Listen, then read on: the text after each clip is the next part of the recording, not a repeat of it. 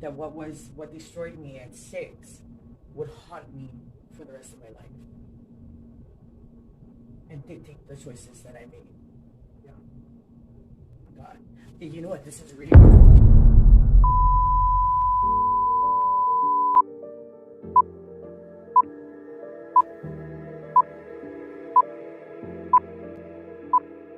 Hi, my name is Kehau, um, from Waianae. Uh, I grew up on Molokai, went to Kanakakai Elementary. Um, my my story is this. I grew up in the church, yeah.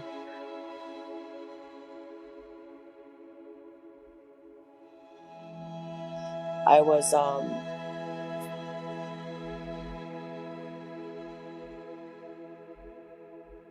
between the ages 6 and 9.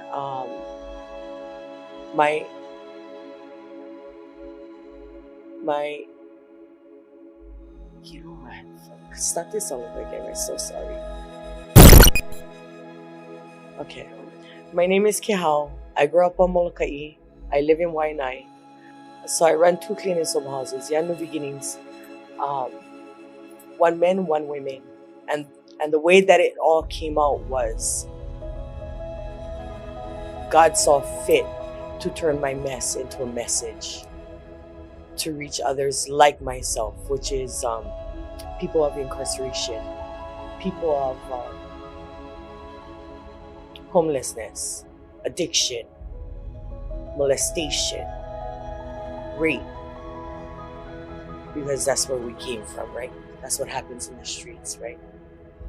And so today God uses me because of, and I see it now, because of everything that I went through in my entire life. That was a message for the purpose I serve today. Did I know that? No.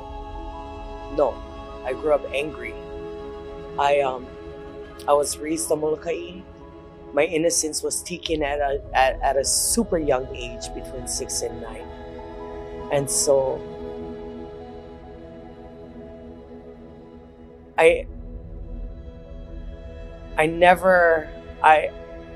had no idea what innocence was. I was pushed into the life that I ended up living. Yeah, I'm 46 years old today. And praise God that I survived what I survived. So I was raised by 2 really, really, really, really hardworking parents. Yeah, that tried to raise us up the way they were raised up. And they did. And they did. With what they were given was what I was given, and that's how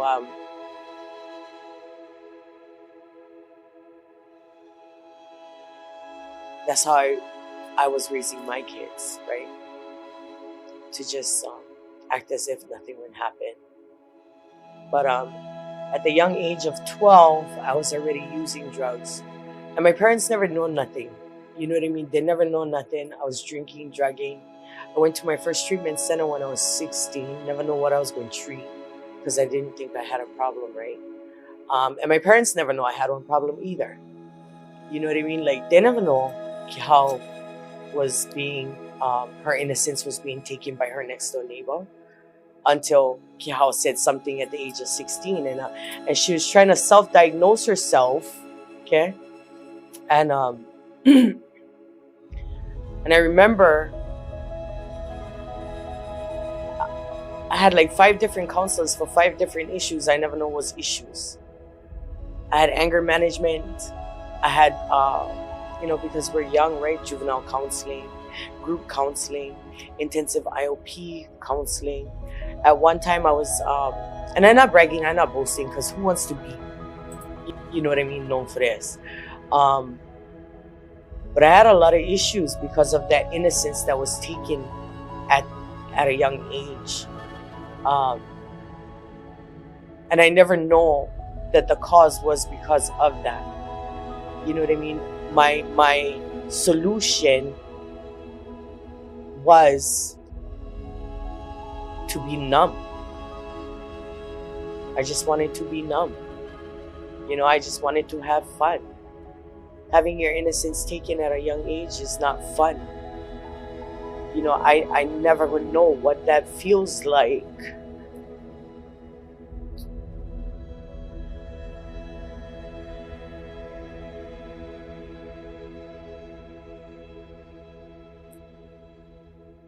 To be innocent.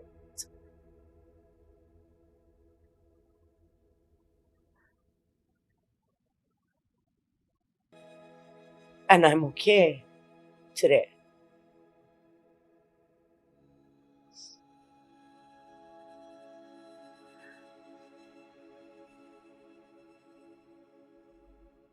So that's why I'm here. Yeah. It's because it's okay. It serves a purpose today. And so anyway, like I was saying, I went to my first treatment center when I was 16. I grew up an angry child because why? Kehau doesn't want to hurt, right? Kehau doesn't want to hurt, so she turns it into that secondary emotion, which is anger, and she was lashing out at the world, destroying the world. I moved from Molokai to Maui. I stomped all over Maui. I'm not bragging, I'm not boasting. I stomped all over Maui. And then I moved here, and I did that here too. So that told me that the actual destruction was in Kehau, right? And her solution was always drugs and alcohol, right? So, and what she was trying to numb was everything she was putting herself through, right? Because that's what we do. And so I've been in the system all my life, since I was a juvenile. Again, first treatment center at 16. High school dropout, 9th grade. Yeah, actually, I wasn't a dropout. They kind of pushed me out. They said, they told my mom, she's not going to graduate until she's 21. You may as well pull her out. And my mentality was this: oh, kill her. I'm going to be able to buy my own beer at my own graduation party. I don't even need you guys for that. And my mom was looking at me like, something is wrong with you. Yeah, you damn right, something wrong with me. Because something was wrong with me. What it was is I didn't know. You know what I mean? And it stemmed from that little girl. All my life, not all my life, but a lot in my earlier years, I was told, you cannot, because you're a girl. You cannot. I let go with my brother guys, you cannot, because you're a girl. So most of my life, I grew up proving that I can do anything a man can do. Had my parents told me, Kehau, you're a female, men will take advantage of you, then, you know what I mean? I would have been like, oh, okay.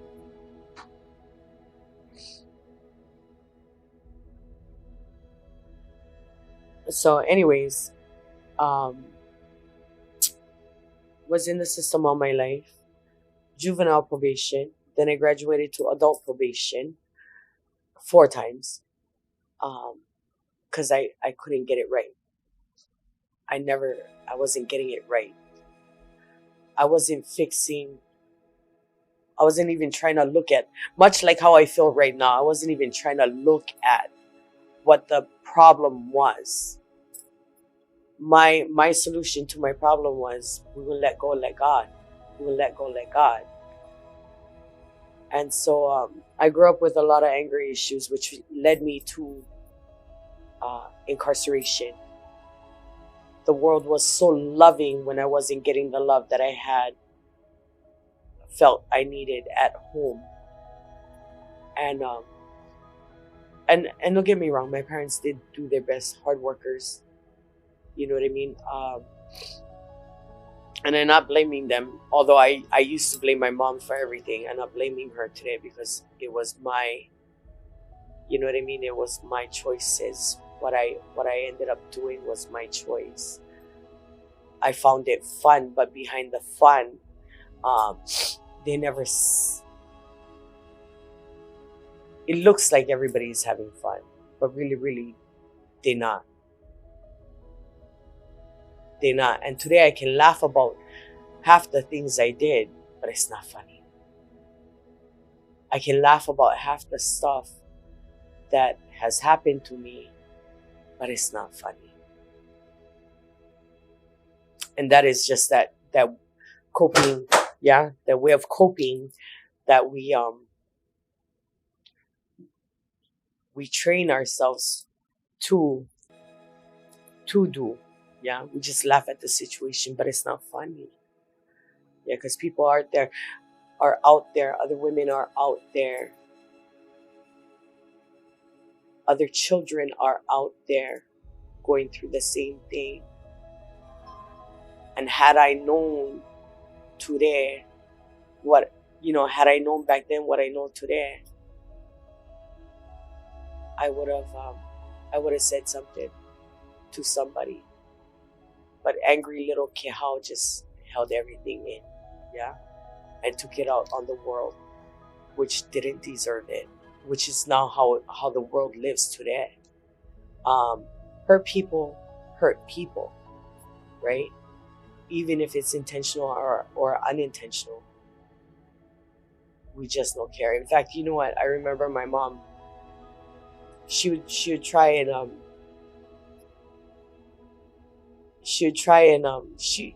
I used to think my mom is the smartest person I know. My dad is the biggest hustler I know.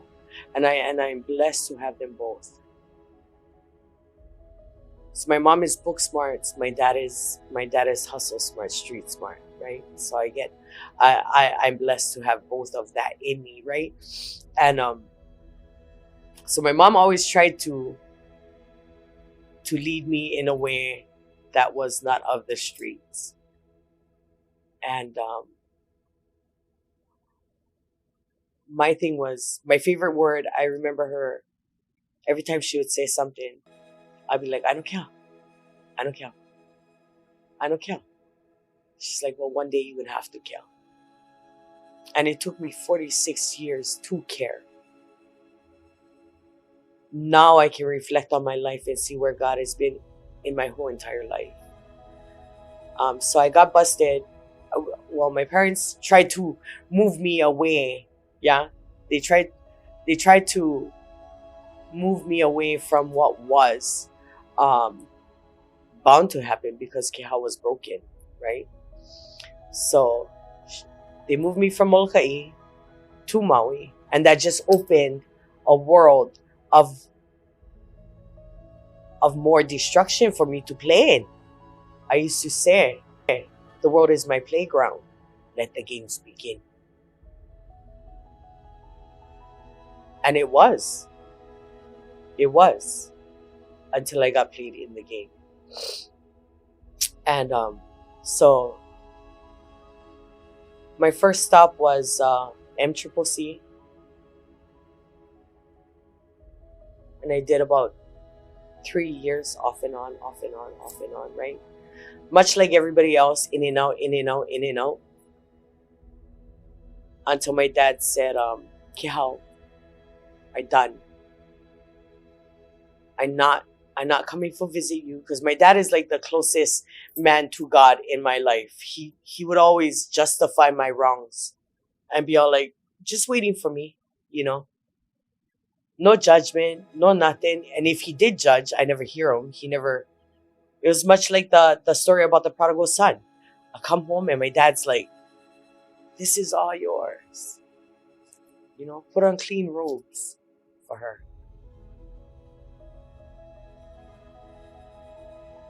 Girl, we'll go eat. Always trying to celebrate the small things, my small accomplishments. And so my last time that I went in MCCC, I came out, my dad picked me up, and I had my friends waiting at the gate. And it was either I go with my friends or I go with my dad. And I tried doing the treatment thing while I was in jail, right? Because that's what they do. You go to jail, they say you have a problem, go get help. They give you an option to go to treatment. And so I did. I went to Aloha House and I ran. The second time I went in, I went to they said, Sergeant Herb said, Kehau, you can go and get help again. I said, all right. So he ended up helping me to get into Aloha House again. And so I went there, and then I saw just a bunch of people talking about their problems. And I was just like, cuz I get my own problems. You know what I mean? Like, what is going on? Like, really, really take me back jail. So instead of running, they took me back jail. I did my last year. And I got out. And when I got out the gates, had my friends and then had my dad. And my dad was there throughout the whole time. Coming for visit, putting money on my books, making it easy, right? So I said, you know what? Every time I go with my friends, I get in trouble, I come back. Let me try something different. So I went with my dad. And then one of my friends called me on the phone and said, Kehau, we'll go out tonight. Okay. So we went out. I got high. I came home. And my brother that I used to get high with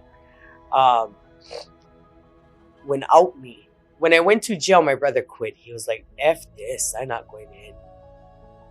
He's not going to lose his family. I had nothing to hang on to when I was using, right? Back then.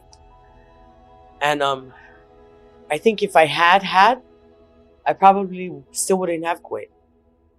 You know, because there was a bunch of times that a couple times that I know that I had miscarriages in my disease and I never stopped. I'm the kind of user that if I pick up and use, I will not stop. The only thing that going to stop me is jail. Treatment never even stopped me. It's jail. It's some type of confined institution. Gotta have bars though. God or death. They say in the rooms of NA and AA that it's jails, institutions, death. I came up with another. There's God too.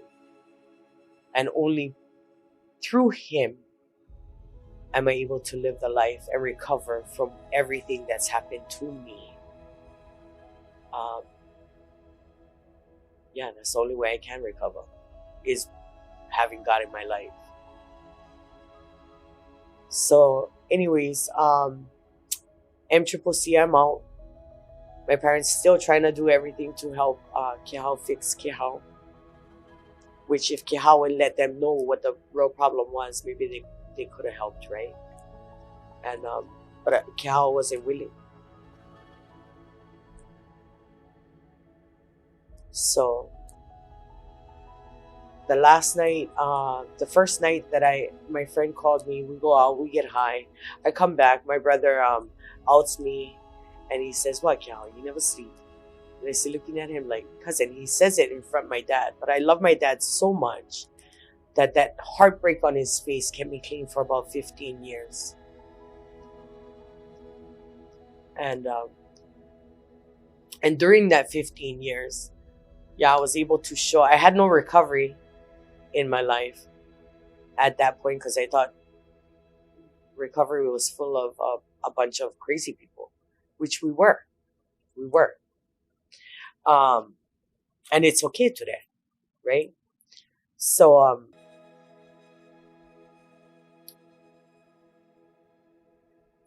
in that 15 years, I bought my first house at 24.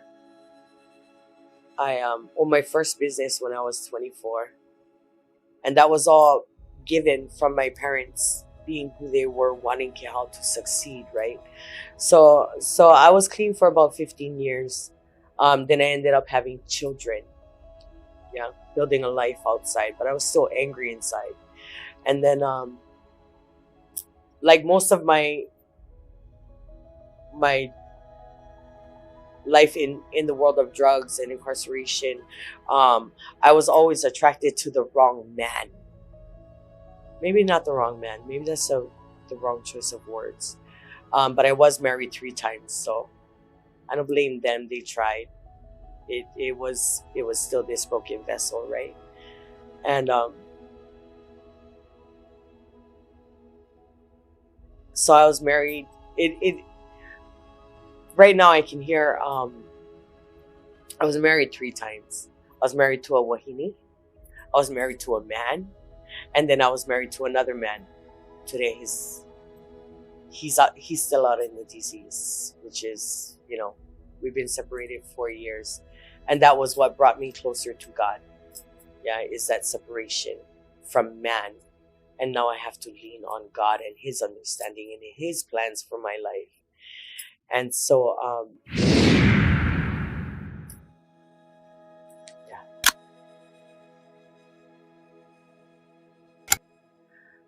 during that 15 years, I ended up getting my real estate license. So I knew the difference between having a good life, or having a normal life, and having, going through my disease today, having an abnormal life.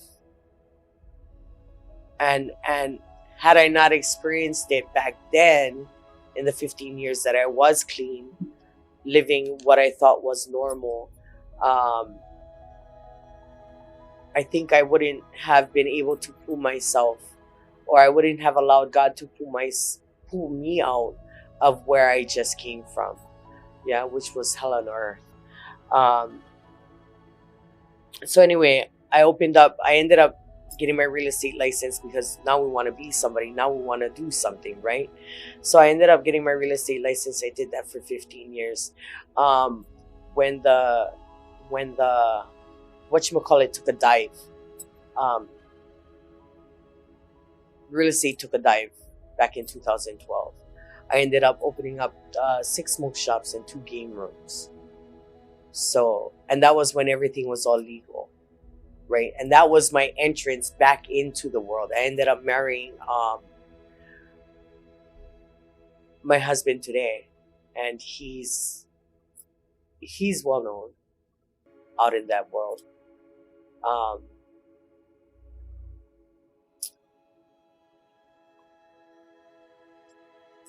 My entrance back into that world was through my game rooms. I ended up meeting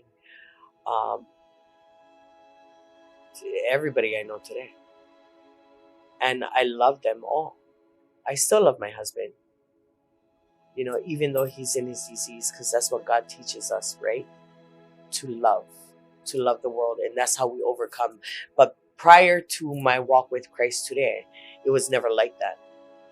It was the kind, you gonna do to me, I gonna do to you. You did this to me, I gonna do this to you, right? And that's the vicious cycle of living in the world.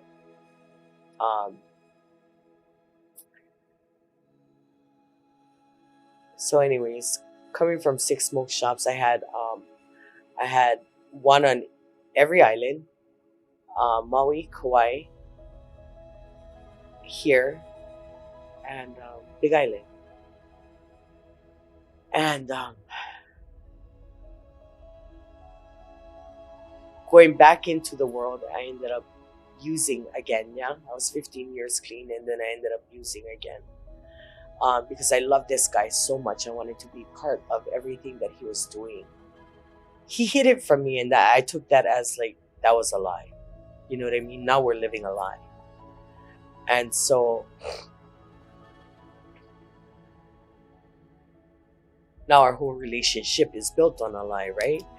But really, really, he was trying to protect me from that world, because he knew I came from that world. So him hiding it from me, shucks, I wish he did. I wish he did today. It would have saved me from a lot of heartache. But you know what? Again, it serves a purpose today. So I'm okay with that.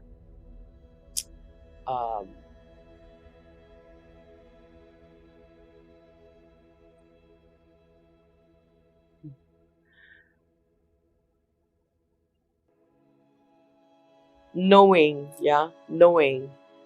who I was when I was 18, 19, 20, 21, living in that world of addiction, drugs, alcohol, all that kind of stuff. I knew that when I restarted again, my end would either be I gonna die or I go in jail. The insanity is this: I knew something bad was going to happen at the end. And this time around, this time around was nothing like when I was 18, 19 years old. You know what I mean? Back then, I fell into the temptation of money. We grew up poor. Love, money, that's how I fell into it. I was like, we was renting hotel rooms, rental cars, and I never just rent for myself. I rent for everybody. Today, the life is not the same.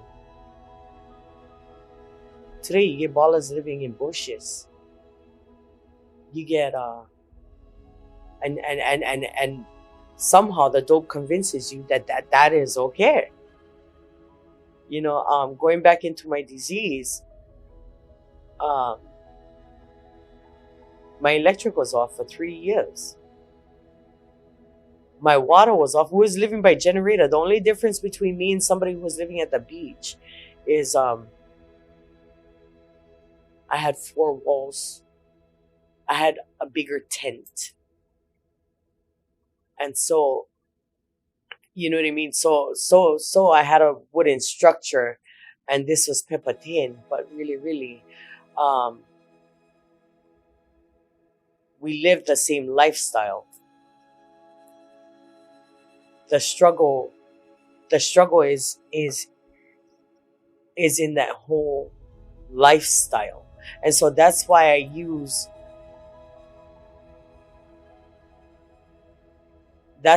what I do today. Is because back then I didn't know, right? It wasn't until God said, you know what? I was trying to get myself into treatment because I recognized while I was getting high that my life was not the same and I wanted everything back. I lost my kids. They got taken by CPS. It was because I was being abused. Yeah, my daughter saw me with 2 black eyes, and she was like, she told the school that my mom is getting beat up.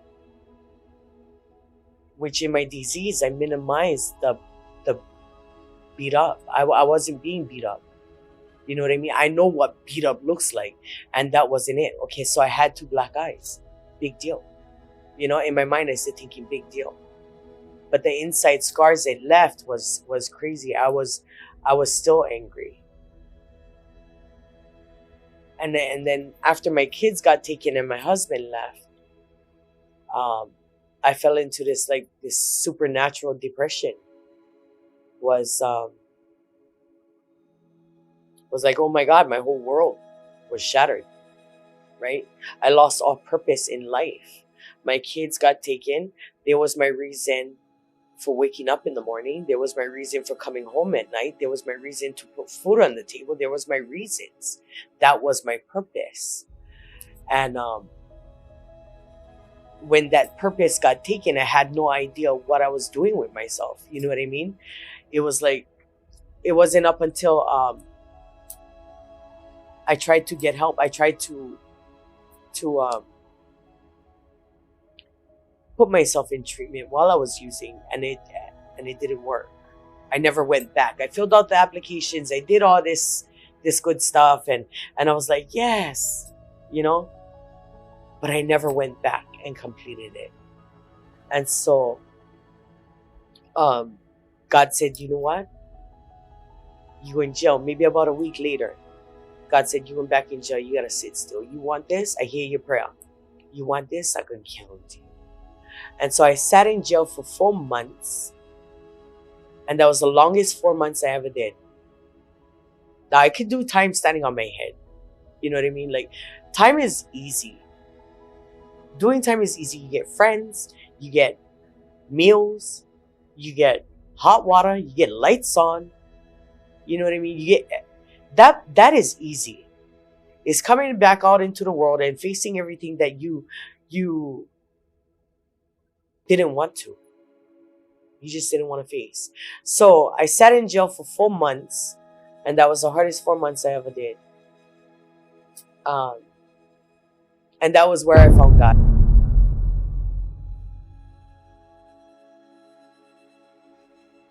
I was sitting in a service, and this lady says, and I wish I knew her name today. I'm forever grateful for her going into the prison. She pointed me out and she said, because she didn't ask everybody, have you guys all been saved? And I was still angry. And I was looking at her, tears rolling up my eyes. And I was looking at her. I was like, whatever. Everybody's still raising their hands, but Kehau never raised her hand. Why? Because I know I'll follow her. You know what I mean? And so I wasn't going to follow something I never know, right? So I'm like, she pointed me out and she said, you never been saved? And I look at her and I said, I don't know, right? I don't know. I stay here, right? Well, that was his saving grace. So I guess today I can say yes. I have been saved because that was my save date. She asked me after the service was done, you want to be saved? And I said, yeah. Yeah. Having no idea why, tears coming out my eyes, I can do time. I got this. I get 3 square meals. Where I came from was not knowing where my meal was going to come from. You know what I mean? So I get 3 square meals. I get friends all around me. You know what I mean? I had hot water. Where I came from was we had to go get water and cook hot water on our stove, on our gas stove, for us to get hot water. We'd go down to sewers. We'd come back up to my house and we would all be that way. You know what I mean? And that wasn't having 6 smoke shops and 2 game rooms. That's not where you come from.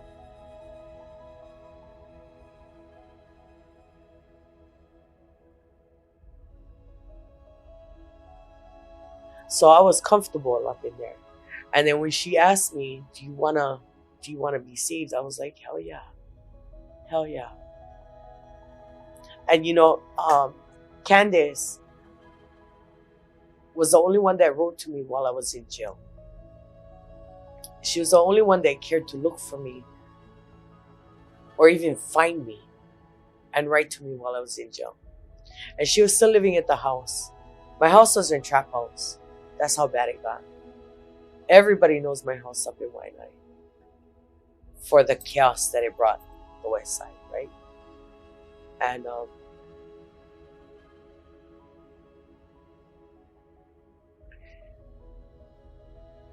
And so while I sat in jail, she was like, yeah, we're going to bail you out. I was like, no, hell no. Leave me in here. Even if they wanted to bail me out, they couldn't bail me out. In my mind, I was like, I got to defrost. I got to figure out what the hell is going on with me. Because this is not me. So anyways, I sat in jail. This lady says, you want to be saved? I said, yeah.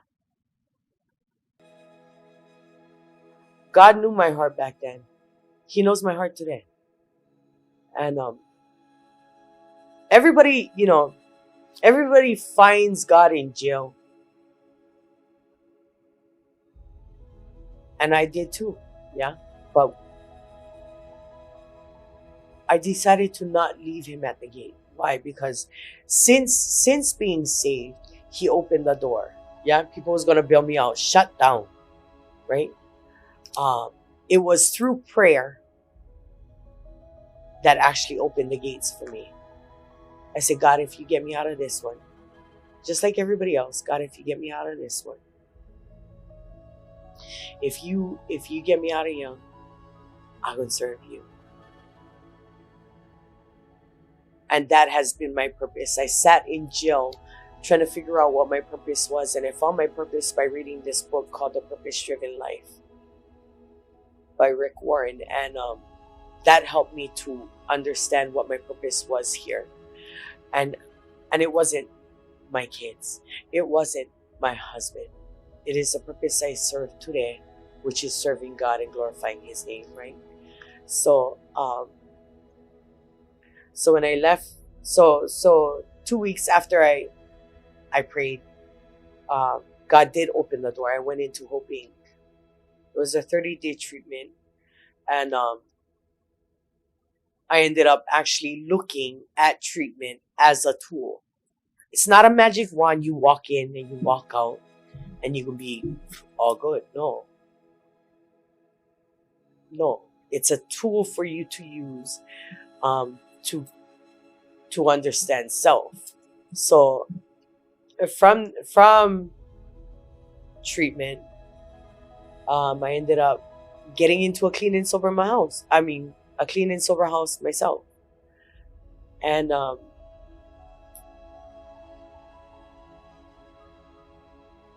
I stayed there for about 2 weeks. Then I went to go live with my auntie in town. And I going from 6 smoke shops, 2 game rooms, to actually working a temp job because that's all you can get, was a real humbling experience. Yeah, I was making like $400 a week, but I was okay because I was making 40 grand a month with all this action that I had going on. Yeah. Then I went down to making 400 a week, and I said, you know what? And it showed me that was okay. I was okay.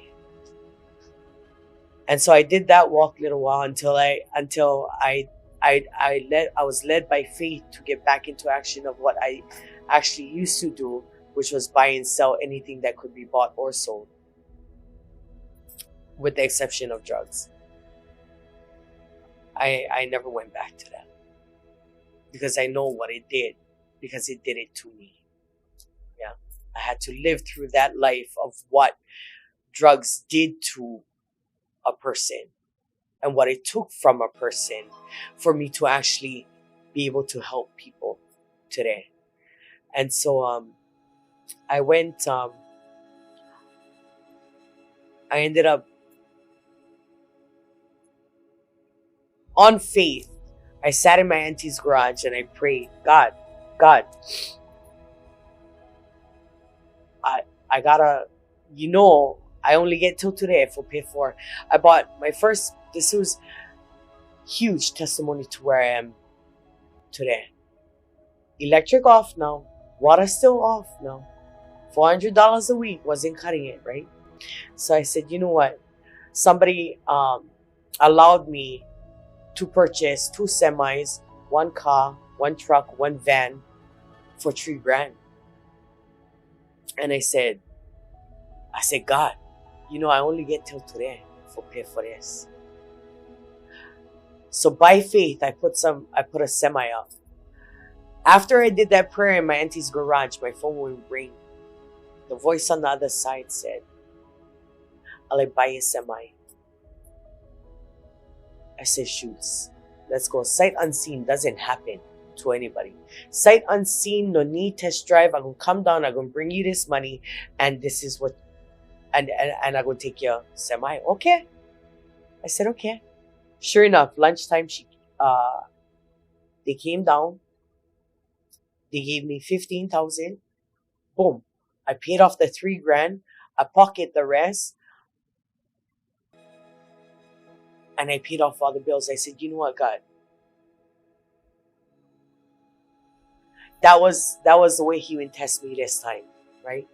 He said, I'm going to give you a little bit, like it says in the word, right? He will give you a little bit. Then He will give you a little bit more. And if you keep right with it, He will give you a little bit more. So that being said, that 15, I paid off I had my first legal running car. I paid off the electric in the house. I paid off the water for the house. I had to buy a new meter because we was stealing electric from Eco, right? Because that's how we was living. We never have jobs. You know what I mean? We in our DCs, we never have jobs. We took things. That is that lifestyle. We take things. So anyways, I did the right thing, right? And it wasn't until it wasn't until a year later that I actually moved into the house.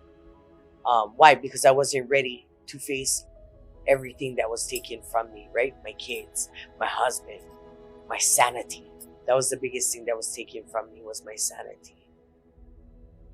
And really, really, actually, I gave it all away. You know what I mean? And it drove me more insane. And so it wasn't until two females, one I knew from jail, my bunkie, Lucky, and then another female from the streets that knew of me, that asked me for help. And this is how it came to be. This is how New Beginnings came to be. Two people needed help. I said, let's go. They didn't help me clean up the house. And it was them who spread the word that Kehau has a clean and sober house. And it was so funny because Lucky, we used to think, we used to talk about it in jail. Everybody talks about changing their lives in jail, right? But to actually do it is the test is when you walk out of jail, right? So Lucky's like, she called me when she come out of jail and she says, Kehau, come pick me up. Okay. But we made this plan while we sat in jail that if any one of us needed help, we're going to help, right? Because we were doomed this time. And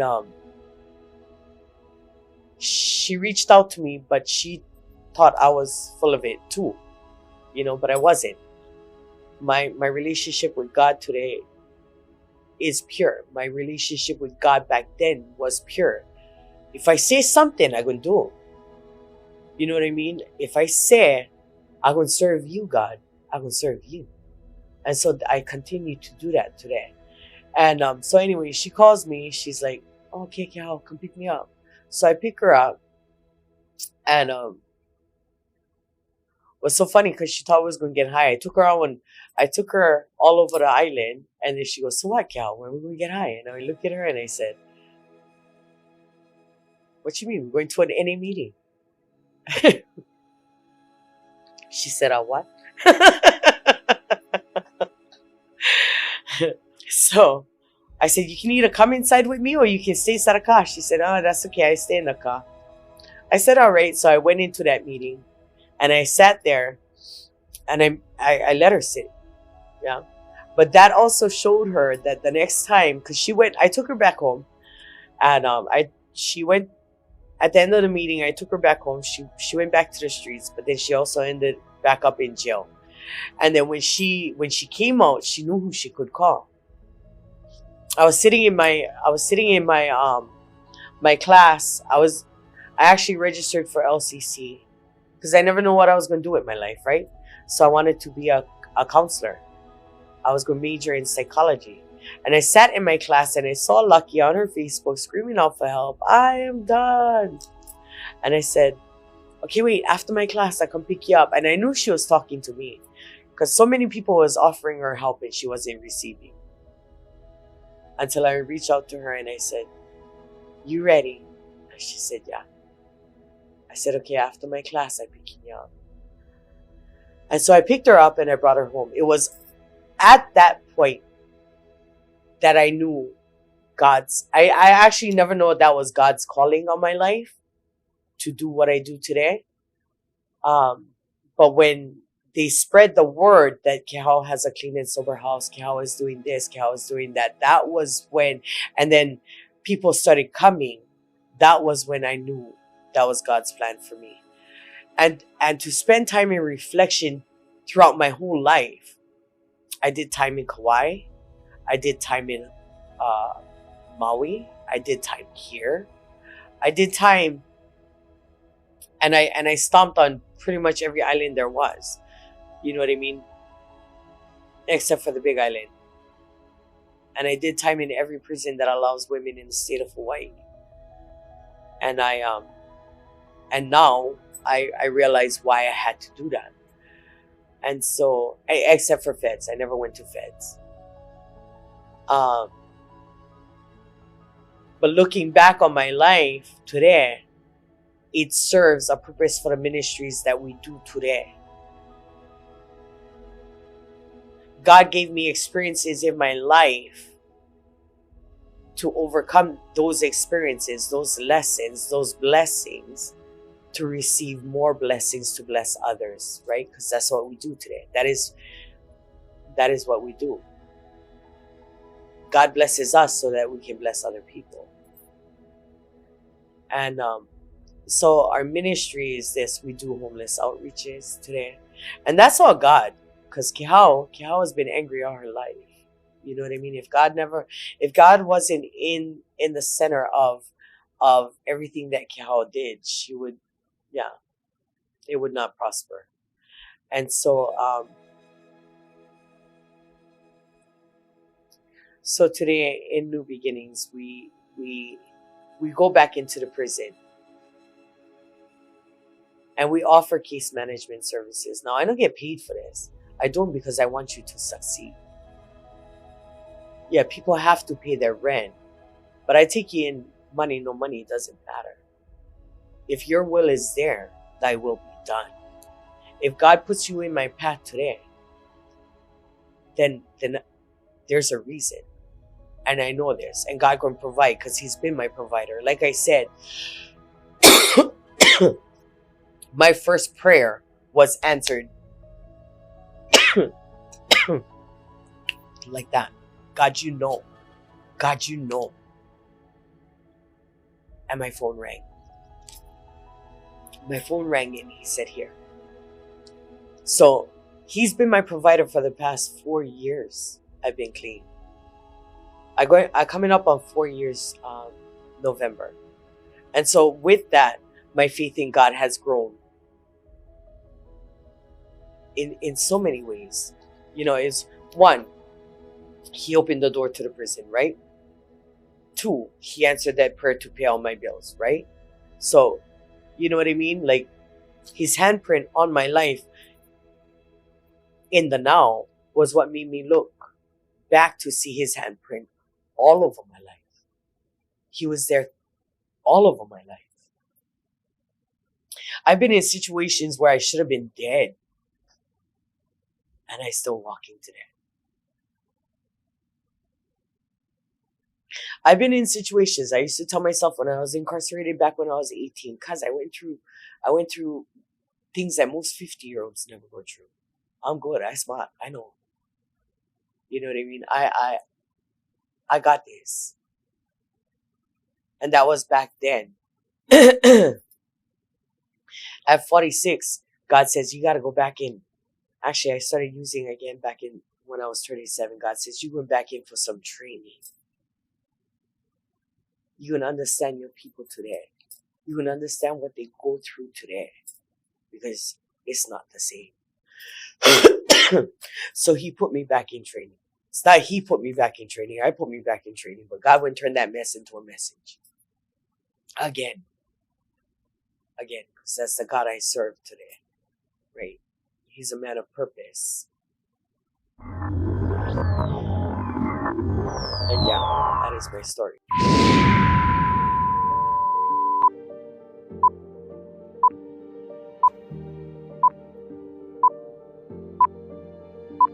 Okay, so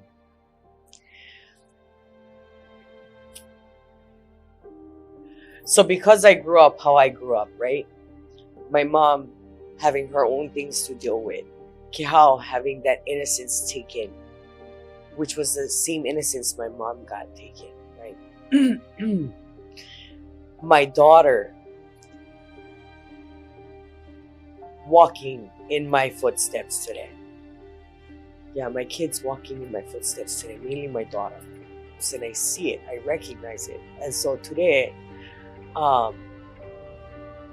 you know, we live by pulling our kids back the other way, because really, if we love our kids, yeah, do we want them to experience the things that we did?